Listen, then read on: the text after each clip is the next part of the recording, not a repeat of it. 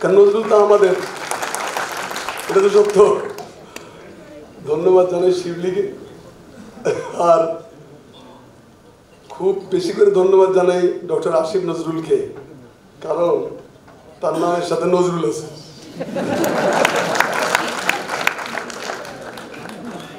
নজরুল আছে, আবার আসিফ মানে হলো সফল বা বিজয়ী। তাহলে এই নজরুল অর্ডিনারি কোনো নজরুল নয়, বিজয়ী নজরুল। মানে আমাদের জাতীয় কবির যোগ্য উত্তরসূরি যদি নাও হন, অন্তপক্ষে সুযোগ্য ফলোয়ার। নজরুলের মাজার তো ছোটখাটো জিনিস না, এটা তো বাংলাদেশের মানুষের আত্মার সাথে সম্পর্ক, রক্তের সাথে সম্পর্ক। এটা কি করা যায়? আমি এখনই রিপোর্টার পাঠিয়েছি, ফটোগ্রাফার রিপোর্টার দিয়ে মাহমুদ ভাই একদম ভরে দিলেন। আর স্পিকার সাহেব আমাকে জানালেন যে আমি ফকরাকে বলে দিয়েছি যে আপনারা যেসব ডায়লগ দিয়ে আসছেন সেই সব ডায়লগ নিয়ে থাকেন। নজরুলের মাজারের আর একটা ইটও যদি খসে তাহলে আপনাদের কোনো অবস্থা থাকবে না, বেখবর হয়ে যাবেন একদম। নজরুলের মাজার ভাঙতে গিয়ে আপনাদের নিজেদের মাজার রচিত হবে। সেই দিন মাহমুদ ভাইয়ের একটা মাত্র পত্রিকা, আর কোনো ভাইজান আমাদের পাশে দাঁড়ায় নেই সেদিন। মাহমুদ ভাইয়ের আমার দেশ একটার পর একটা রিপোর্ট, সমাবেশে যা যে করা দরকার সমস্তটা করে সেদিন নজরুলের মাজার আমরা রক্ষা করেছিলাম। আজকে তার কাছে কৃতজ্ঞতা প্রকাশ করি। বলরে বন্য হিংস্র বীর, দুঃশাসনের চাই রুধির। ঘোষ দিকে দিকে এই কথাই, দুঃশাসনের রক্ত চাই। ঘোষ দিকে দিকে এই কথাই, দুঃশাসনের রক্ত চাই। এইরকম ভাবে ফ্যাসিবাদের বিরুদ্ধে, দুঃশাসনের বিরুদ্ধে পৃথিবীতে যদি আর একজন কবির নাম বলতে পারেন, আমি বক্তৃতা বাদে হেঁটে চলে যাব। এইখান থেকেই তো আমাদের সন্তানরা, আমাদের ছেলে মেয়েরা অনুপ্রেরণা পেয়েছে। নজরুল তো অফুরন্ত অনুপ্রেরণার ফোয়ারা, অফুরন্ত প্রাণ প্রাচুর্য ভরা এক বিশ্ববিখ্যাময়, দৈশিক হয়েও যিনি বৈশ্বিক বিশ্ব মানবতার মহান কণ্ঠ, সেই নজরুল। তো তার জন্য কথা বলতে গেলে খুব আবেগ ফিল করি, কারণ নজরুলের জন্য বাংলাদেশ, বাংলাদেশের জন্য নজরুল। বাংলাদেশ এবং কাজী নজরুল ইসলাম এগুলো হলো পরস্পর অবিচ্ছেদ্য সত্তা। এগুলো একটার থেকে আরেকটা আলাদা করা যায় না। যখনই আপনি আলাদা করতে যাবেন তখন সেটা বিকলাঙ্গ হয়ে পড়ে, প্রতিবন্ধী হয়ে পড়ে। সেই জন্য কাজটা কি? সেই জন্য বলা যে দুধের সঙ্গে, দুধ আপনাকে খেতে দিল, আপনাকে বলা হলো দুধের সঙ্গে সাদা রংটাকে আলাদা করে ফেলো। এটা কি সম্ভব? হয়তো এখনকার বৈজ্ঞানিক ভাইয়েরা বলবেন হ্যাঁ সম্ভব, করে ডরে দেখালো। বাট তাইলে কি সেটা তখন আর দুধ থাকে? দুধ থাকে না। আপনার পানির থেকে H2O, এর থেকে অক্সিজেনের একটা অণু সরিয়ে দিলেন, এটা তো পানি থাকলো না। তো নজরুলকে নজরুল হলো একটা দেহ, দেহের সঙ্গে আত্মার যে সম্পর্ক, আত্মার সঙ্গে দেহের যে সম্পর্ক, বাংলাদেশের সঙ্গে নজরুলের সম্পর্ক হলো সেই রকম। একটাকে আলাদা করে তাহলে দুটোই অর্থহীন হয়ে পড়ে। তো নজরুল আমাদের রেনেসার প্রাণ পুরুষ, তিনি আমাদের জাতীয় সাহিত্য সংস্কৃতির কথা তো বললাম, এবং এক অর্থে বাঙালি মুসলমান। এটা সাম্প্রদায়িকভাবে দেখবেন না, আমি বিশেষ করে বলতেছি বাঙালি মুসলমানের সত্যিকারের শিল্প সাহিত্য সংস্কৃতির ফাদার বলেন, স্থপতি বলেন, সেটা হলো কাজী নজরুল ইসলাম। কারণ নজরুল ইসলামের আসার পরে এই ঝাঁকে ঝাঁকে লোকেরা একসাথে হয়েছিল। নজরুলের যদি জন্ম না হতো, বাংলা ভাষার মতো স্যাঁতস্যাঁতে একটা দেহের ভেতরে যে তেজতত্ত্ব লাভা শব্দপুঞ্জ থাকতে পারে, ভাষা যে ডিনামাইটের মতো বিধ্বংসী ক্ষমতা সম্পন্ন হতে পারে, স্বর্গমর্ত করতলে নিয়ে ভয়ঙ্কর গতির টালমাটাল প্রবাহ হতে পারে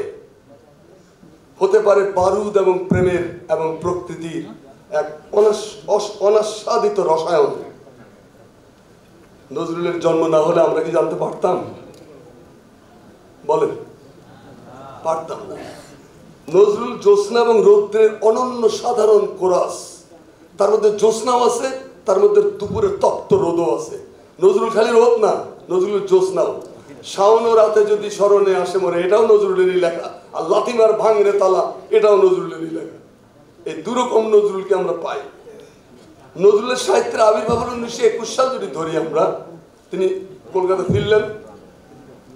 17 বছর বয়সটা খুব গুরুত্বপূর্ণ।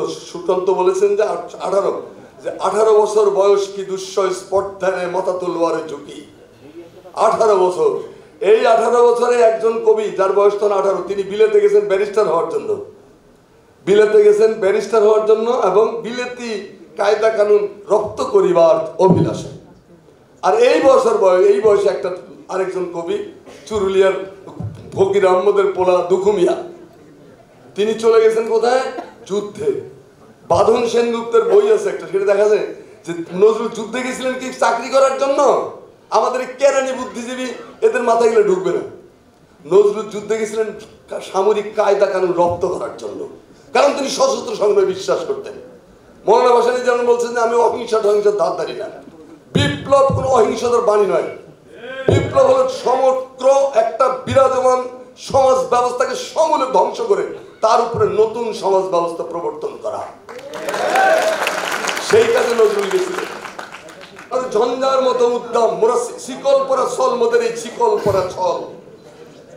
এই যৌবন জল তরঙ্গ রুদিবি কি দিয়ে বালির ভাত, কে রদিবে এই জোয়ারের টান, গগনে যখন উঠেছে চাঁদ। এই যৌবন জল তরঙ্গই তো 24-এর বিপ্লবের মূল ব্যাপার। এই যৌবন জল তরঙ্গে হাসিনার মতো এত বড় ক্লিয়ার, এত বড় পিলিয়ার, রংপুরে হয়েছিল পিলিয়ার, এত বড় পিলিয়ার চিত পড়ান। হাসিনা কখনো পালায় না।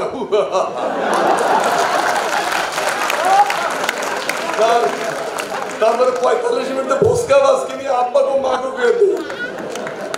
পৃথিবীর ইতিহাসে দুইটা পলায়ন খুব অসাধারণ। একটা হলো লক্ষণ সেনের।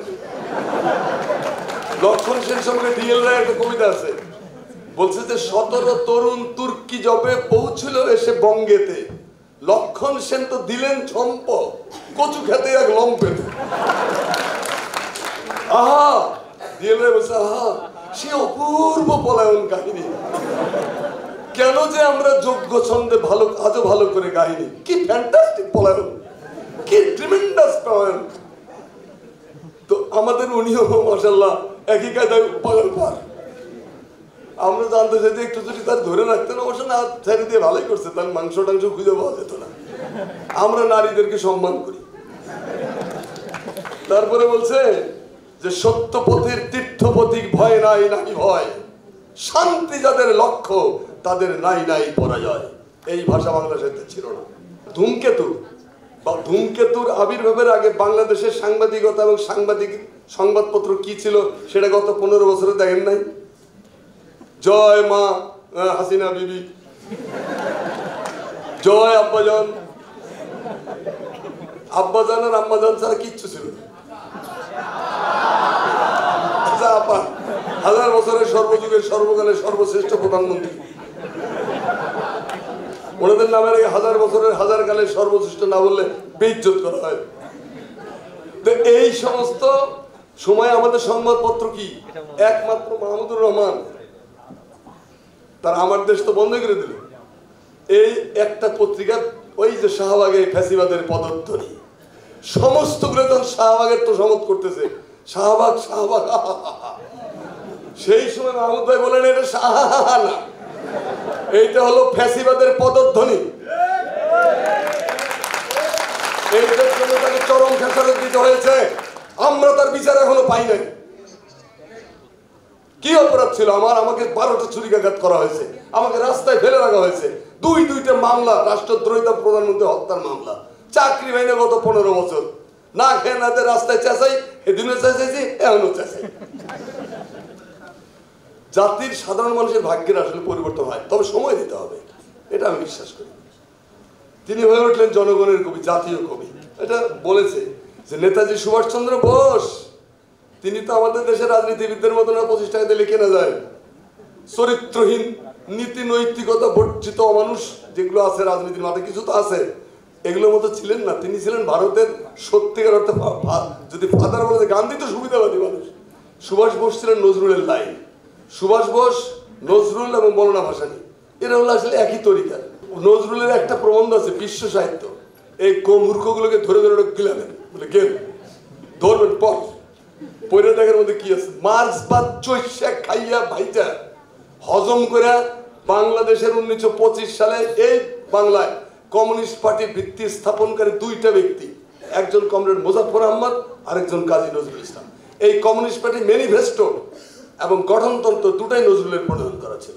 এই খবর জানে? জানে না। কারণ উনি তো সোনার চামচ মুখে নিয়ে জন্মায়নি, অর্থাৎ তাকে মান সম্মান দিলে আমাদের হুমায়ুন আজাদের খুবই সমস্যা হতো, খুবই সমস্যা। কারণ নজরুল পরিষ্কার, যেথায় মিথ্যা ভণ্ডামি ভাই করবো সেথায় বিদ্রোহ, জামা ধরা তামা ধরা মরণ ভীতু চুপ রহ। ক্লিয়ার কথাবার্তা। ধ্বংস দেখে ভয় কেন তোর, প্রলয় নতুন সৃজন বেদন। আজকে যারা ছেলেদের কাণ্ড কারখানার দিকে ভয় পাচ্ছে, এরা হলো শাস্ত্র শকুন। শাস্ত্রের শকুন গুলো সবসময় হে হে হে ব্যথা রাষ্ট্র করে বেড়ায়, পেলে কোনো ছুতা, জানো না সূর্যের সঙ্গে আমার শত্রুতা। নজরুল বলছে যে তিনতিরি গেছে জোনাকির দল, চাঁদের নিন্দা করে কেবল। তিনতিরি গেছে তেঁতুল গাছে জমের ভিতরে জোনাকি চাঁদের নিন্দা করে, কি ছোট লোক দেখো। আর আমি কত সুন্দর, কত আলো, আমার সুইট। তো জোনাকি পোকার নিন্দা বন্ধ করছেন নজরুলকে সারা জীবনে। তাতে নজরুলের কি যায়? গান দিকে ছাড়েন নাই তিনি।